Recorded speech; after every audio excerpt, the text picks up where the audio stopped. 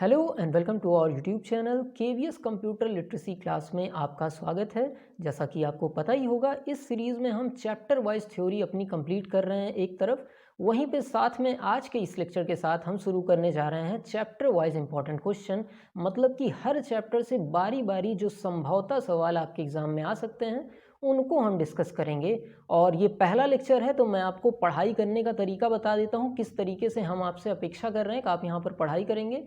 तो सबसे पहले आप लेक्चर को अच्छे से देख लीजिए, क्वेश्चंस को अच्छे से समझ लीजिए कि किस सवाल में क्या आंसर आ रहा है और क्यों वो आंसर सही है। उसके बाद डिस्क्रिप्शन में मैं आपको पीडीएफ दे दूंगा, वहाँ पर जो क्वेश्चन आंसर की आपको पीडीएफ मिलेगी उसमें प्रैक्टिस करके आप देखिएगा कि जो ये सवाल आप देख रहे हैं उनमें से कितने सवाल आप कर पा रहे हैं। अक्सर ऐसा होता है कि एमसीक्यू क्वेश्चन हम वीडियो में देख तो लेते हैं, पर जब उसको लगाते हैं कुछ देर बाद तो हमें याद नहीं रहता है। तो अगर आप प्रैक्टिस कर लेंगे, थोड़ा सा समय और लगेगा आपका, पर ये सवाल लंबे समय तक आपको याद रह जाएंगे। तो उस समय को ना वेस्ट करते हुए बढ़ रहे हैं अपने पहले सवाल की तरफ। और ये हमारा कौन सा चैप्टर है? इंट्रोडक्शन टू कंप्यूटर चैप्टर है, जिसको आज हम डिस्कस करने जा रहे हैं। हमारा पहला सवाल देख लेते हैं। यहाँ पर जो पहला सवाल लिखा हुआ है, an electronic device operating under the control of instructions that can accept and process the data, produce output and store the result for further use. ये चीज़ क्या कहलाती है? सवाल क्या है हिंदी में अगर समझना चाहें तो एक ऐसी इलेक्ट्रॉनिक डिवाइस जो कि इंस्ट्रक्शंस को एक्सेप्ट कर सके, डेटा को प्रोसेस कर सके और जो आउटपुट प्रोड्यूस हो रहा है उसको भविष्य के इस्तेमाल के लिए सुरक्षित रख सके। इस चीज़ को क्या कहते हैं? तो अगर आप कंप्यूटर की डेफिनेशन को अपने दिमाग में दोहराएंगे तो सेम यही लाइन आपके दिमाग में आएगी कि एक ऐसी इलेक्ट्रॉनिक डिवाइस जो इनपुट ले सके, डेटा को प्रोसेस कर सके, आउटपुट दे सके और डेटा को स्टोर कर सके, उसको हम क्या कहते हैं? कंप्यूटर कहते हैं। तो यहाँ पर भी हमारा सही जवाब कंप्यूटर हो जाएगा, जो कि हमारा बी वाला ऑप्शन है। तो यहाँ पर कौन सा जवाब सही हो गया? कंप्यूटर हो गया। कुछ ज़्यादा इसमें समझने की चीज़ नहीं है और ये चैप्टर ही इतना आसान है कि इसमें बस एक बार आप सवाल को देख भर लेंगे तो आपको याद हो जाएगा। बस आप उस सवाल से एक बार गुजर जाइए, इतना इंपॉर्टेंट रहता है बस ये चैप्टर। बढ़ रहे हैं अपने दूसरे सवाल की तरफ। यहाँ पर भी देखिए एक आसान सा सवाल है। Input output and processing devices group together to present an, कि मतलब इनपुट आउटपुट और प्रोसेसिंग डिवाइस को जब एक साथ ले आया जाता है तो वो क्या बनाता है? तो वो बनाता है एक कंप्यूटर सिस्टम। ठीक, इनपुट आउटपुट और प्रोसेसिंग डिवाइस जब मिल जाएगी तो क्या बनेगा? आपका कंप्यूटर सिस्टम बनेगा। यहाँ पर भी हमारा डी ऑप्शन सही है।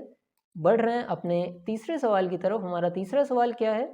अ कंप्यूटर कंसिस्ट ऑफ, तो कंप्यूटर में क्या होता है? A central processing unit. तो कंप्यूटर में क्या सीपीयू होता है? क्या ये सही है या गलत है? तो ये सीपीयू तो होता ही है। मेमोरी होती है आपके कंप्यूटर में? हाँ, मेमोरी भी होती है। इनपुट और आउटपुट यूनिट क्या आपके कंप्यूटर में होती है? हाँ, ये भी होती है। तो क्या आपके कंप्यूटर में होता है? तो ये तीनों आपके कंप्यूटर सिस्टम में होते हैं। तो यहाँ पर आपका सही जवाब हो जाएगा डी वाला। तो हमें डी ऑप्शन पे टिक कर देना है। कंप्यूटर कंसिस्ट करता है ये तीनों चीज़ें। बढ़ रहे हैं अपने अगले सवाल की तरफ। Computer gathers data which means that they allow users to data, मतलब कंप्यूटर जो जानकारी एकत्रित करता है इसका मतलब होता है यूज़र डेटा को क्या कर सकता है। अब जैसे आप यूज़र हैं तो आप डेटा के साथ सिस्टम में क्या करते हैं? डेटा को आप करते हैं इनपुट। समझ में आया? यूज़र को क्या क्षमता देता है? ये इनपुट करने की क्षमता आपका सिस्टम देता है। तो यहाँ पर हमारा बी ऑप्शन सही हो जाएगा। बढ़ रहे हैं अपने पांचवें सवाल की तरफ। हमारा पांचवा सवाल है, dash dash is processed by the computer into information. तो क्या चीज को प्रोसेस की जाती है इंफॉर्मेशन में कंप्यूटर के द्वारा? तो कंप्यूटर डेटा को इंफॉर्मेशन में बदलता है, डेटा को लेता है और जब वो हो जाता है प्रोसेस तो वो किस में बदल जाता है?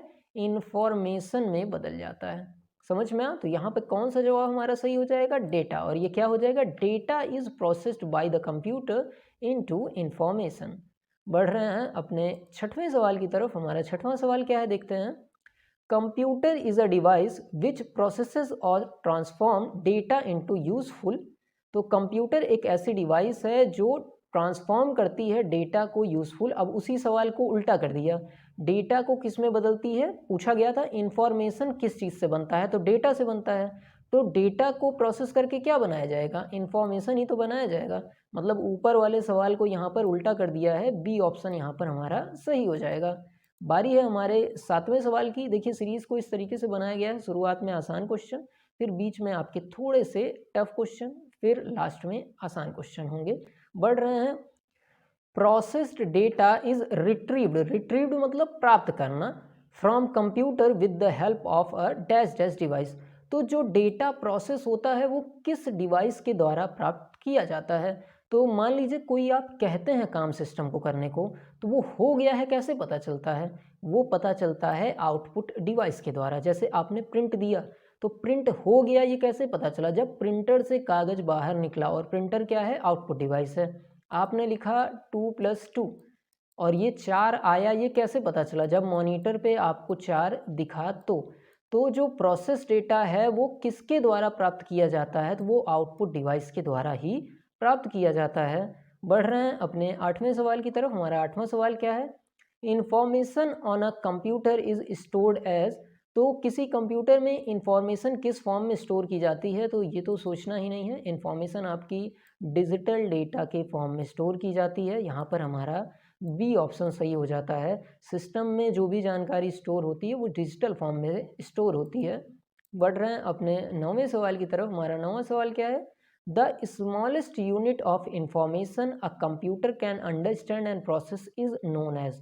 तो यहाँ पर कुल मिला के पूछा गया है कंप्यूटर की सबसे छोटी यूनिट कौन सी होती है। जैसे देखिए सवाल क्या है, वो सबसे छोटी इकाई जिसमें इंफॉर्मेशन कोई भी कंप्यूटर समझ सकता है। तो घूम फिर के क्या पूछा, सबसे छोटी इकाई, और सबसे छोटी इकाई सिस्टम की होती है बिट। समझ में आया? ये जो आप पढ़ते हैं बाइनरी नंबर 0 और 1, तो ये 0 या 1 जो जगह लेता है स्टोर होने में, उसी को क्या कहते हैं, बिट कहते हैं। तो सबसे छोटी इकाई क्या हो गई, बिट हो गई। यहाँ पर हमारा डी ऑप्शन सही है। बढ़ रहे हैं अपने 10वें सवाल की तरफ। हमारा 10वां सवाल क्या है, देखते हैं। A component of a computer you can see and touch is. तो कंप्यूटर के ऐसे पार्ट जिसे आप देख और छू सकते हैं, तो ये तो आप बचपन से पढ़ते आए हैं, उनको कहते हैं हार्डवेयर। समझ में आया? तो यहाँ पर हमारा डी ऑप्शन सही हो जा रहा है 10वें क्वेश्चन के लिए।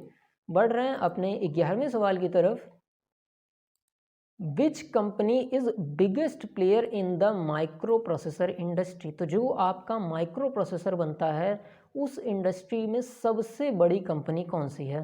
तो सबसे बड़ी कंपनी वो है हमारी इंटेल की, क्योंकि देखिए जो प्रोसेसर भी होते हैं, आप कहते हैं i3 प्रोसेसर है, i5 प्रोसेसर है, तो ये जो i है ये इंटेल के ही प्रोसेसर होते हैं। तो माइक्रो प्रोसेसर की सबसे बड़ी कंपनी की अगर बात की जाए तो ये आपकी होती है इंटेल। बढ़ रहे हैं अपने 12वें सवाल की तरफ। हमारा 12वां सवाल क्या है, symbolic logic was discovered by. तो सिंबॉलिक लॉजिक किसके द्वारा डिस्कवर किया गया था, तो वो डिस्कवर किया गया था जॉर्ज बूले के द्वारा। यहाँ पर हमारा ए ऑप्शन सही है, इस पे हमें टिक कर देना है। बढ़ रहे हैं अपने 13वें सवाल की तरफ। What was the nickname of the computer used by the Americans in 1952 for their H-bomb project? तो जो एच बॉम्ब प्रोजेक्ट के लिए अमेरिकन्स के द्वारा कंप्यूटर यूज़ किया गया था उसका निक नेम क्या था। यहाँ पर आपके सामने ऑप्शंस हैं, तो इनमें से कौन सा ऑप्शन सही है, तो इनमें से सी ऑप्शन सही है। मैनिएक वो कंप्यूटर के निक नेम थे जो एच बॉम्ब प्रोजेक्ट में यूज़ किए गए थे। अब देखिए इसमें कुछ समझने जैसा नहीं है, ये सवाल है जिसका ये जवाब है, इसीलिए मैं बहुत ज़्यादा इस चीज़ को एक्सप्लेन भी नहीं कर रहा हूँ, बस आपको बताता जा रहा हूँ। और एक बार अगर आप देख लेंगे फिर प्रैक्टिस कर लेंगे तो ये आपको एग्ज़ाम तक तो गारंटी के साथ मैं कह ही सकता हूँ कि याद रहेगा। बढ़ रहे हैं अपने 14वें सवाल की तरफ। हमारा 14वां सवाल क्या है, कंप्यूटर ऑपरेटर्स। तो मतलब कंप्यूटर ऑपरेटर क्या होते हैं, right computer program for specific problem, operate the device which input and output data from the computer, normally require a college degree in computer science, या ऑल ऑफ दीज। तो computer operator क्या होता है, तो computer operator वो होता है जो कंप्यूटर को ऑपरेट कर रहा हो, कंप्यूटर को चला रहा हो। तो यहाँ पर बी ऑप्शन हमारा सही हो जाएगा, operate the device which input and output data from the computer. तो यहाँ पर हमारा बी ऑप्शन सही हो गया। बढ़ रहे हैं अपने 15वें सवाल की तरफ। The first electronic computer in the world was. तो दुनिया का पहला इलेक्ट्रॉनिक कंप्यूटर कौन सा था, तो दुनिया का पहला इलेक्ट्रॉनिक कंप्यूटर था ENIAC, इसको याद रखिएगा, ये बहुत ही इंपॉर्टेंट सवाल है। ENIAC क्या था? पहला इलेक्ट्रॉनिक कंप्यूटर था दुनिया का। बढ़ रहे हैं अपने 16वें सवाल की तरफ। Which was the computer conceived by Babbage, तो बैबेज के द्वारा कौन सा कंप्यूटर बनाया गया था? तो वो था हमारा एनालिटिकल इंजन। यहाँ पर याद रखिएगा, बैबेज का संबंध किस टाइप के कंप्यूटर से है? एनालिटिकल इंजन टाइप के कंप्यूटर से है। बढ़ रहे हैं अपने 17वें सवाल की तरफ। हमारा 17वां सवाल क्या है? ऑफलाइन डिवाइस इस, तो ऑफलाइन डिवाइस को क्या कहते हैं? अब आप इसको इंटरनेट से समझ के मत पढ़िएगा कि ऑनलाइन मतलब जो इंटरनेट से कनेक्ट हो, जो ऑनलाइन दिख रहा हो, उसे ऑनलाइन डिवाइस नहीं कहते हैं। यहाँ पर बेसिक, आप अगर ऑप्शन भी देखेंगे तो आपको समझ में आ जाएगा, ये बेसिक कंप्यूटर के क्वेश्चन है। तो कंप्यूटर की ऐसी डिवाइस जो CPU से कनेक्ट ना हो उसे ऑफलाइन डिवाइस कहते हैं। यहाँ पर हमारा ए ऑप्शन सही हो जाता है। और बाकी ऑप्शन भी ऐसे ही हैं, कोई इंटरनेट से जुड़ा इसमें ऑप्शन है ही नहीं, तो उधर से हमको नहीं सोचना है। बढ़ रहे हैं अपने 18वें क्वेश्चन की तरफ। हमारा 18वां क्वेश्चन क्या है? Microprocessor can be use to make, तो माइक्रो प्रोसेसर का इस्तेमाल क्या चीज़ बनाने के लिए किया जाता है? क्या कंप्यूटर को बनाने में माइक्रो प्रोसेसर का इस्तेमाल होता है? हाँ, कंप्यूटर को तो बनाने में माइक्रो प्रोसेसर का इस्तेमाल होता है। डिजिटल सिस्टम क्या माइक्रो प्रोसेसर की सहायता से बनते हैं? ये भी सही बात है। कैलकुलेटर में क्या माइक्रो प्रोसेसर लगता है? हाँ, कैलकुलेटर में भी माइक्रो प्रोसेसर लगता है। तो इन तीनों दी गई डिवाइसेस में माइक्रो प्रोसेसर लगता है। तो यहाँ पर हमारा डी ऑप्शन सही हो जाएगा कि ऊपर दिए गए सभी विकल्प सही हैं, सब में माइक्रो प्रोसेसर का इस्तेमाल होता है। बारी है हमारे 19वें सवाल की। Which American computer company is called blue big, तो कौन सी ऐसी अमेरिकन की कंप्यूटर कंपनी है जिसे बिग ब्लू नाम से जाना जाता है? तो वो कंपनी है IBM। फिर से IBM का नाम आया, एक माइक्रो प्रोसेसर में पहले भी आ चुका है, यहाँ पर भी हमें IBM कहना है। IBM को किस नाम से जाना जाता है? बिग ब्लू नाम से जाना जाता है। बढ़ रहे हैं अपने 20वें सवाल की तरफ। The first electronic general purpose digital computer built by Mauchly and Eckert, हो सकता है नाम मैं गलत पढ़ रहा हूँ लेकिन आप स्पेलिंग देख लीजिएगा, called ENIAC did not work on the stored program concept, how many number could it store in the internal memory. तो यहाँ पर घूम फिर के कहा गया है कि जो हमारा ENIAC कंप्यूटर था वो कितने नंबर इंटरनल मेमोरी में स्टोर कर सकता था? क्या वो 100 थे, 20 थे, 40 थे या 80 थे?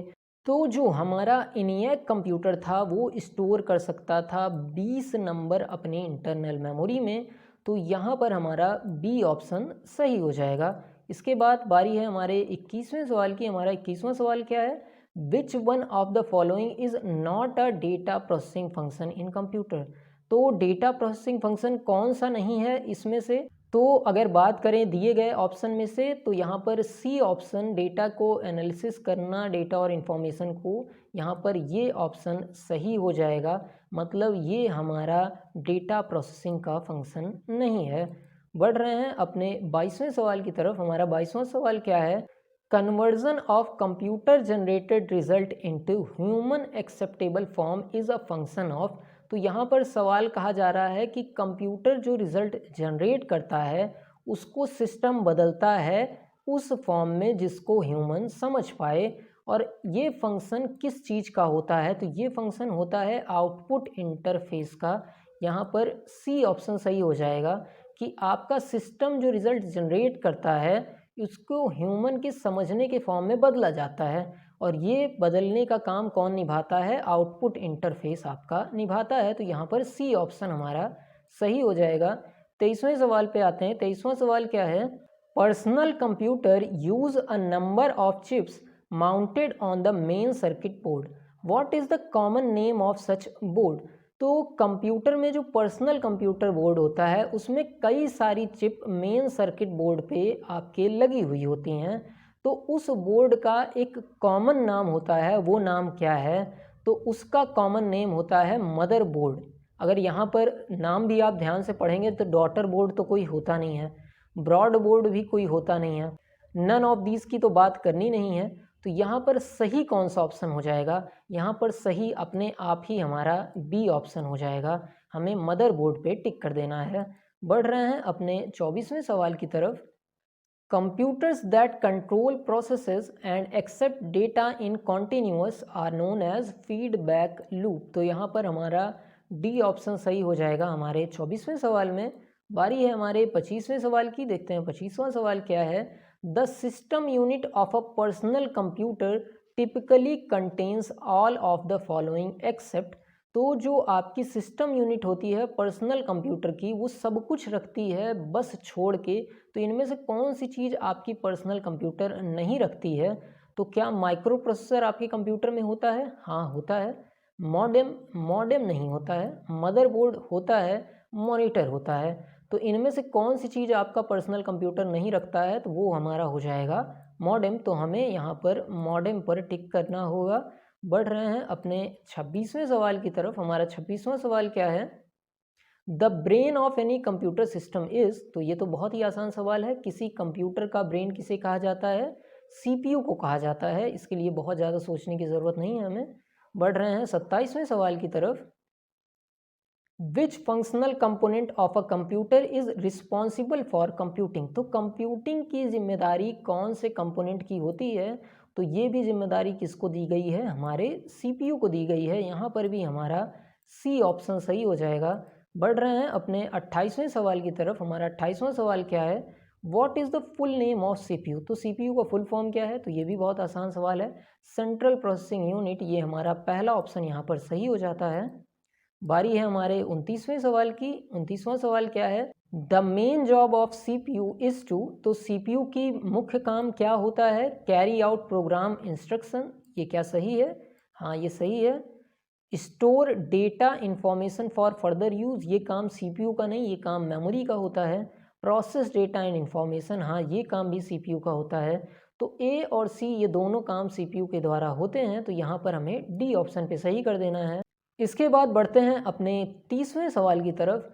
The three main parts of processor are. तो प्रोसेसर के तीन मुख्य पार्ट क्या होते हैं?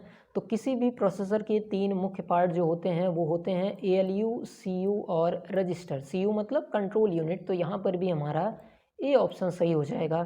तो ये वो 30 सवाल थे जो हमें लगे पहले चैप्टर से आपके लिए इंपॉर्टेंट हो सकते हैं। अगर ये लेक्चर आपने देख लिया हो तो डिस्क्रिप्शन में जाके पीडीएफ डाउनलोड कर लीजिएगा और उसमें प्रैक्टिस करके देखिएगा कि ऊपर देखे गए कितने सवाल आप सही कर पा रहे हैं, मतलब उनमें से कितने सवाल आपको वीडियो देखने के बाद याद रह गए हैं। अगर ये लेक्चर आपको अच्छा लगा हो, कुछ यूज़फुल कंटेंट आपको मिले हों और हमारी मेहनत अगर आपको दिखी हो, तो इस वीडियो को लाइक कर दीजिएगा और चैनल को सब्सक्राइब कर दीजिएगा, ताकि आगे भी हम आपके लिए ऐसी ही वीडियो ला सकें। कोई सवाल ना समझ में आया हो, कोई डाउट हो तो कमेंट करके प्लीज़ पूछिए। हम आपका जवाब देने के लिए तैयार हैं। मिलते हैं अगले लेक्चर में। धन्यवाद।